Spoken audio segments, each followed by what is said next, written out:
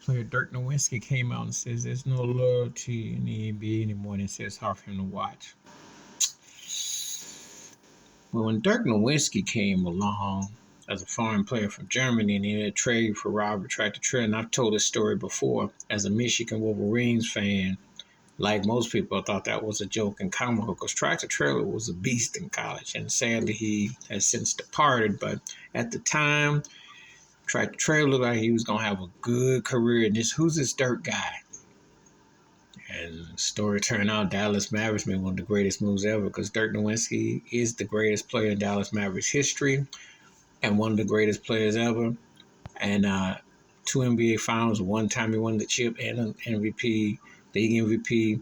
And to me, one of the most underrated guys, too, because people don't give Dirk his flowers. They don't give him his due.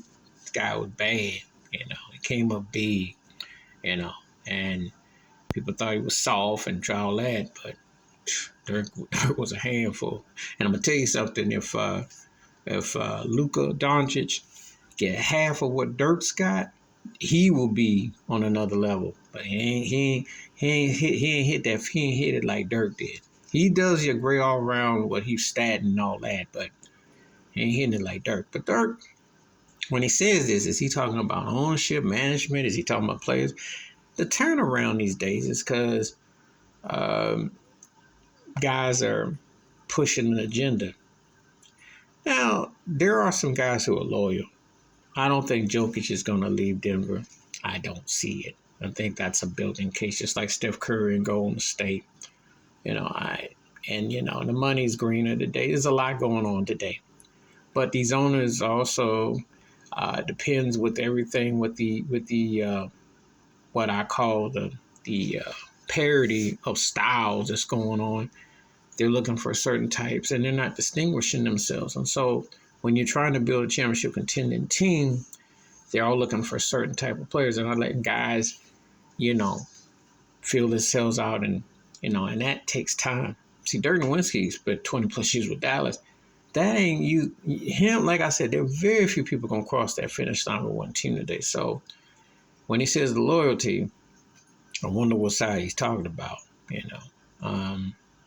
It's hard to get up with a team when you're wasting your peak and your prime, and your team is just garbage. Or you get a guy like James Harden who, if he's talking about that, then no, he ain't loyal. He for the streets. And Lord knows he didn't have all kinds of opportunities with, his situations.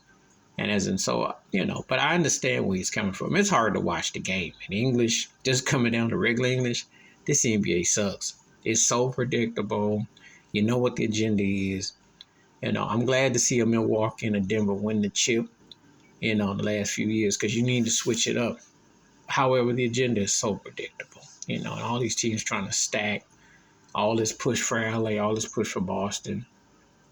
We need the Miamis to do that. We need, you need teams to break through. But it's good to see like a Jokic come on just fashion win, like Giannis, etc. So.